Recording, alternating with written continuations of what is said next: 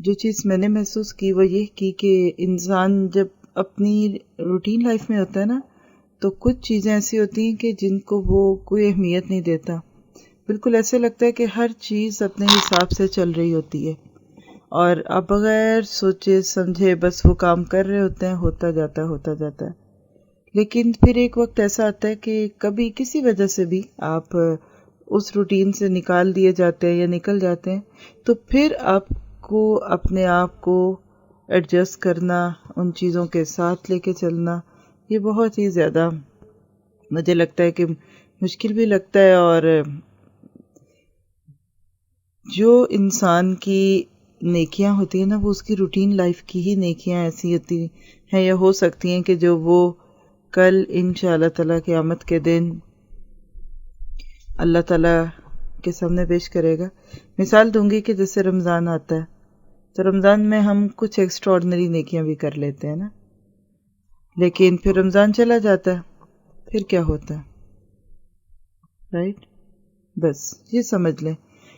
مجھے ایسے لگتا ہے کہ ہم وہ ہیں جو ہم اپنی روٹین لائف میں ہیں، ڈیلی لائف میں، ڈے ٹو ڈے لائف میں کچھ سوچنا نہیں پڑتا، بس کر لیتے ہیں.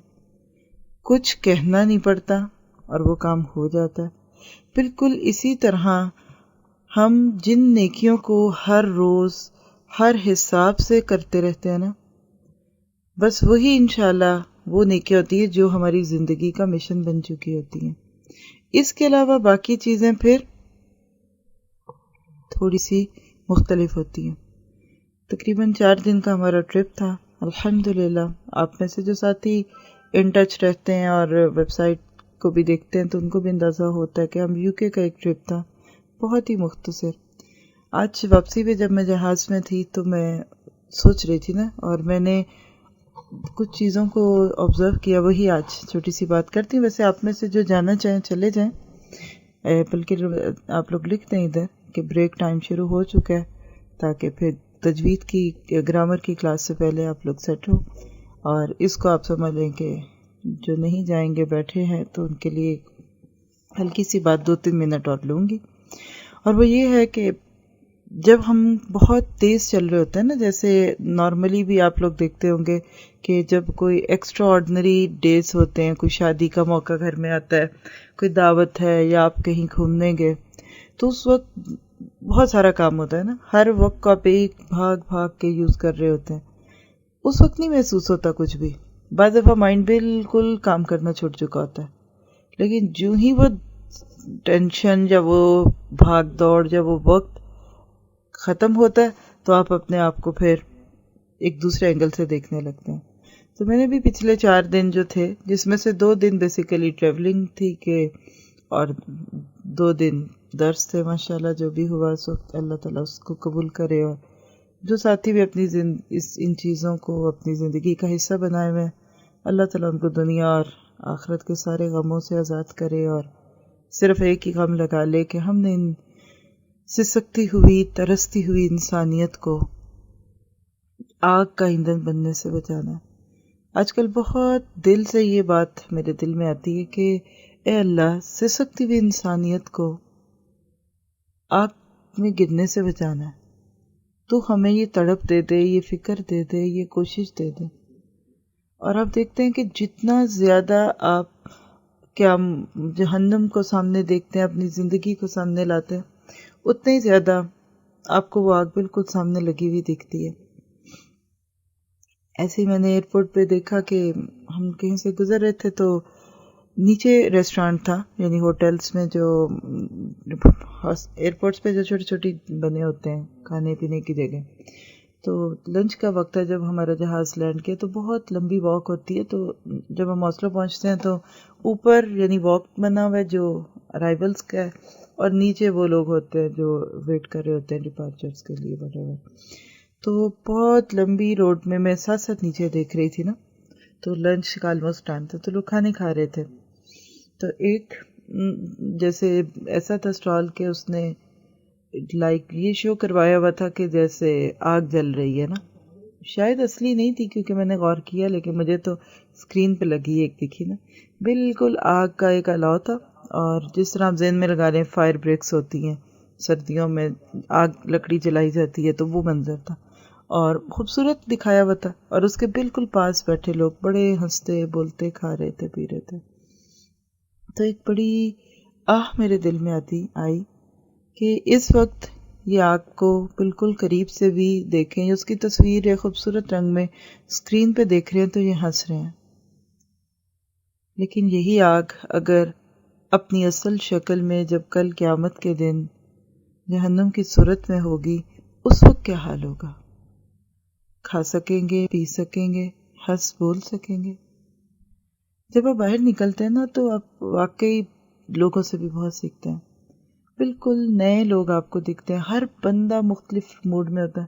خاص طور پہ ایئرپورٹس آلویز ہی میرا خیال ہے کہ ہر ایک کو ہی اداس کر دیتے ہیں.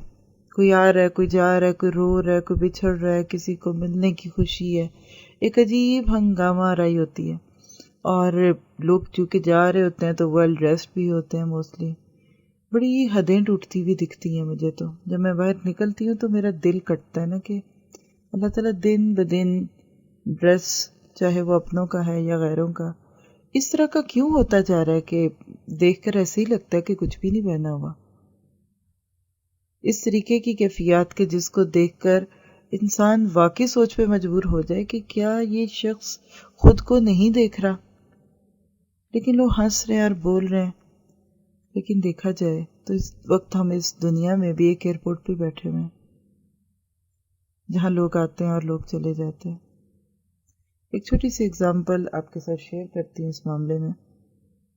آپ کو تھوڑا سا امیجن کرنا ہوگا. ٹرین اسٹیشن ہے اور لوگ ٹرین کے انتظار میں پلیٹ فارم پہ کھڑے ہیں. لوگ بہت سے ہوتے ہیں لیکن وہاں 2-3 بینچ بھی رکھے ہوتے ہیں. اب اس وقت اس پلیٹ فارم پہ بینچ پہ جگہ لینے کے لیے کچھ لوگ دوسروں سے جھگڑا کریں یا یہ سوچیں کہ یہ جو بیٹھ چکے ہیں یہ کتنے خوش قسمت ہیں اور ہم کھڑے ہیں، یہ اچھی جگہ پہ ہیں، ہم اچھی جگہ پہ نہیں. ہو سکتا ہے کہ وہ پلیٹ فارم کے بینچ پہ جگہ لینے کے شوق میں کسی کی زیادتی کرنے لگ جائیں، زبردستی کرنے لگ جائیں، اور پھر کیا ہو کہ بڑی محنت سے وہ وہاں جگہ لے سکے. اب یہ سب آپ کے امیجنیشن کے امتحان ہے، اس لیے میں ذرا آہستہ بول رہی ہوں. سوچیے، زبردستی کسی کو اٹھایا، دھوکے سے اٹھایا، اس کی جگہ پہ بیٹھ گیا. اتنے میں ٹرین آ گئی. اب کیا ہوگا؟ جو اس پلیٹ فارم پہ ایک اچھی جگہ پا چکا، جس پہ ابھی چند لمحے پہلے دوسرے لوگ بڑا رش کر رہے تھے، اس کے لیے کیا ہے؟ چھوڑے گا کہ نہیں چھوڑے گا اس بینچ کو؟ اب ٹرین کے آتے ہی کیا وہ شخص جو وہاں کھڑا تھا اور دوسرا وہ شخص جو بڑے آرام دہ صوفے پہ بیٹھا تھا، کیا دونوں برابر نہیں ہو جائیں گے؟ اصل جگہ پانی تھی گاڑی میں تاکہ یہاں سے اٹھ کر دوسری جگہ جا سکے، اور جو یہ سوچ لے کہ مجھے یہاں بڑی اچھی جگہ مل گئی ہے تو بس اب میں نہیں اٹھتا، بھائی جاتے ہو تو جاؤ، میں یہ جگہ نہیں کھونا چاہتا. اور سارے کھڑے ہوئے لوگ گاڑی میں بیٹھ جائیں اور یہ اس نرم گداز صوفے پہ ہی بیٹھا رہے، ٹرین چلی جائے. کیا کہیں گے ایسے شخص کو؟ یہ ہے آج کی سوچ. یہ دنیا ایک پلیٹ فارم ہے. کچھ لوگ کھڑے دکھیں گے، کچھ بیٹھے دکھیں گے، کچھ پہ لوگ افسوس کرتے ہوئے دکھتے ہیں اور کچھ پہ رش کرتا ہوئے دکھیں گے. لیکن نہ یہاں بیٹھا ہوا خوش قسمت ہے اور نہ یہاں کھڑا ہوا خوش قسمت ہے. خوش قسمت وہ ہے کہ جس کو آخرت کی ٹرین میں ایک اچھی جگہ ملی اور جس پہ سوار ہو کر وہ اپنی منزل پہ پہنچ گیا. اس پہ غور کیجیے گا آج. اللہ تعالی ہم سب کی مدد فرمائے۔ سبحان ربک رب العزت عما یصفون وسلام علی المرسلین والحمد للہ رب العالمین۔